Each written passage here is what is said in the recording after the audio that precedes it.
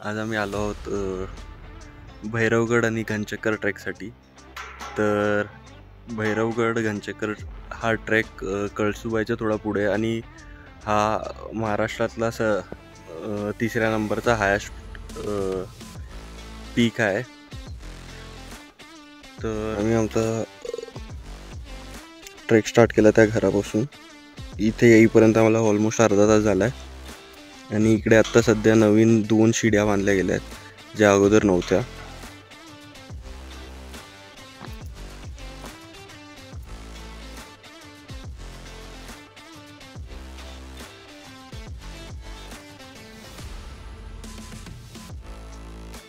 तर हा रस्ता सरळ वरती एका खिंडीत जातो आणि लेफ्ट साईडला भैरवगड आहे आणि राईट साईडला घनचक्कर पॉइंट आहे। भैरवगडला पोचायला ऑलमोस्ट अजून 10-15 मिनिट लागतील आणि घनचक्करला ऑलमोस्ट अजून 1-1.5 तास लागेल।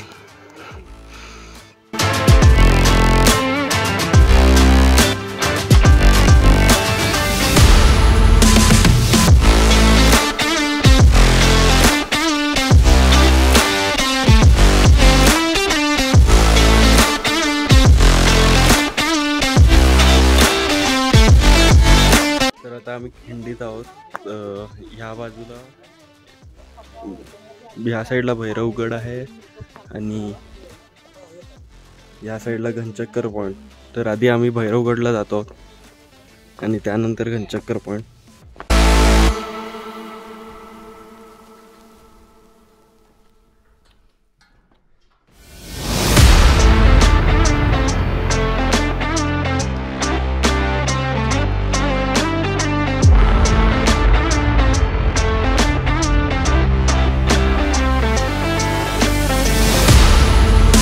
पॉइंट हा समोर घनचक्कर पॉइंट आहे। आता आम्ही भैरवगडवर आहोत। हे पाण्याची टाके आहेत। इथे 1 2 3 4 पाण्याची टाके आहेत आणि 6।